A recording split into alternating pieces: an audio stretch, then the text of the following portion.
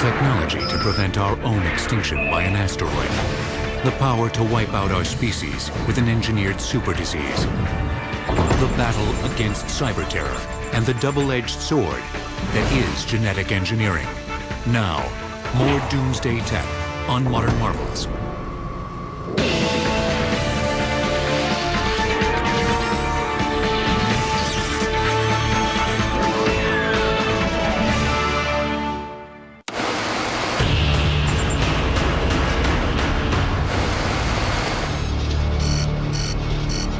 It's the year 2016.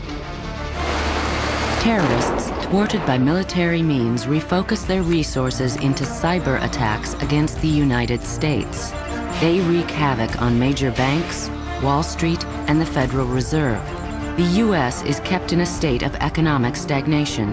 Emboldened, the terrorists achieve the unthinkable, hacking into the nation's nuclear command and control. They mimic a Russian attack.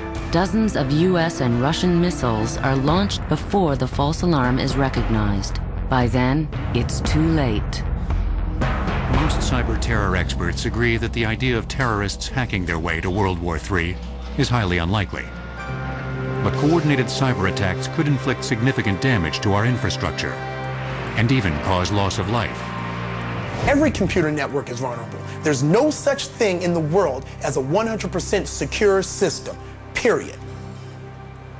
We are totally dependent on computers today. If all the computers, in fact, if even just the intelligent computers doing things that used to require human intelligence, stopped functioning, our society would grind to a halt. To wreak cyber havoc, it's mainly a matter of getting in. What we're about to do is we're going to show you how easy it is to break into a network. So, for all argument's sake, let's pretend we're on Wall Street. We're outside in a car. So if we are detected by the firewalls and the IT managers realize, hey, something's going on, and we find out that they know, we can just drive off and they'll never know. What we're looking at here is a program that's available on the internet. It's free. What this program shows you is all the available networks in our local area. This one shows that there's strong signal strength. Let me show you what the signal strength looks like.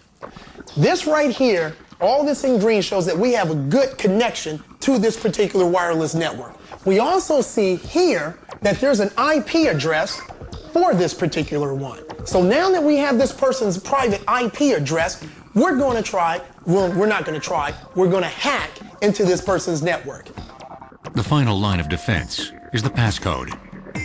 There's plenty of programs that can crack passcodes, especially the wireless networks. Today, we're going to use one that's going to allow us to crack the passcode to this particular wireless network, entering the information. And here we go. It just cracked this person's passcode or encryption code to get into their network. Once a network has been breached, it can be used to hack into other networks. We can go hack the Pentagon. We can go hack a financial institution. And if they trace it, they track it. They're not going to track it back to us. They're going to track it back to the network that we broke into and used to break into their network. The methods used to crack into secure networks don't vary a great deal on the hacker hierarchy. Only the resources and the level of malice. Lowest on this scale are what cyber experts call the ankle biters.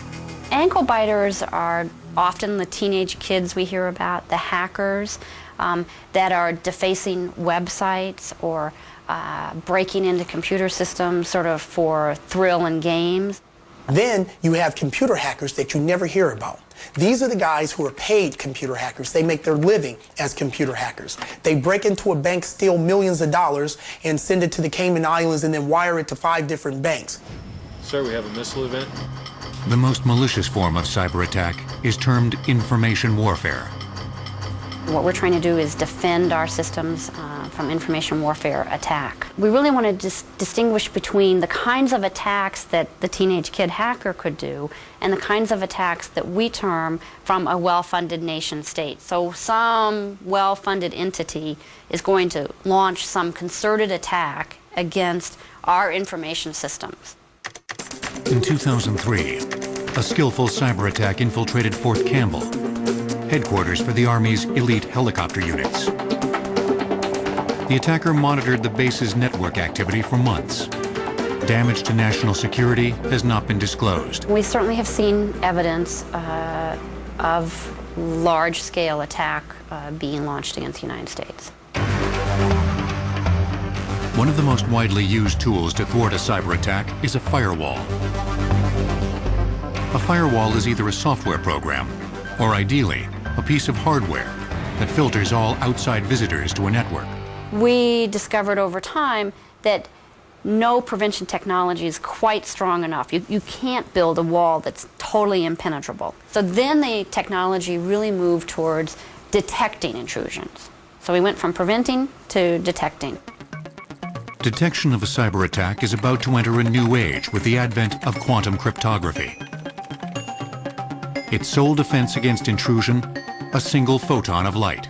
Heisenberg's uncertainty principle tells you that if you measure a very, very small thing, like a single photon of light, you change it, you destroy it when you do that. And that's the secret behind quantum cryptography. Cryptography, the practice of masking sensitive data with random numbers or letters, is the key to internet commerce and communication. A standard network uses large prime numbers that are difficult to factor, but not uncrackable.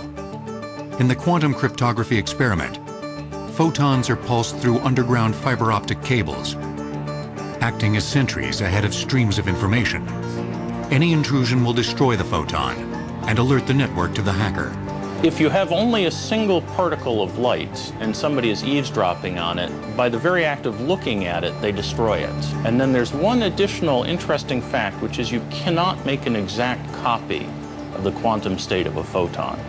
So they can't grab it, copy it, and send you a copy. The major hurdle has been sending the photons more than about 50 miles, since photonic energy dissipates over fiber optic cables. When that hurdle is cleared, hackers beware. With quantum cryptography, it would take the hackers a long time to even learn the ABCs of what we're doing. But once they've learned those ABCs, we believe this is actually protected by the laws of physics. There is no way around this. From computers to biotechnology to disease research, all double-edged 21st century technologies are subject to deliberate abuse and unintended consequences. And yet the benefits of advanced technologies may outpace the dangers they bring. We may one day have the means to defeat the Doomsday Rock with our name on it. Or we may rapidly exit the world stage through our own devices. 99% of the species that have ever lived on Earth are now extinct. Only time will tell whether we join their ranks.